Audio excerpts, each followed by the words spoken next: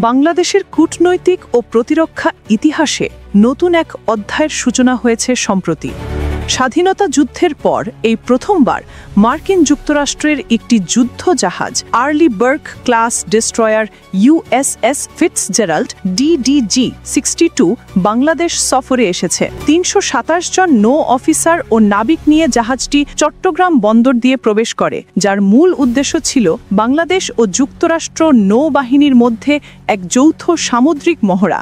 এই মহড়াটি অনুষ্ঠিত হচ্ছে কক্সবাজার জেলার কুতুবদিয়া দ্বীপের অদূরবর্তী বঙ্গোপসাগরের এলাকায়, যা কৌশলগতভাবে অত্যন্ত গুরুত্বপূর্ণ একটি অঞ্চল। বাংলাদেশ নৌবাহিনীর নতুন সাবমেরিন ঘাঁটি বিএনএস শেখ হাসিনা সাবমেরিন ব্যাস এই অঞ্চলের কাছেই অবস্থিত।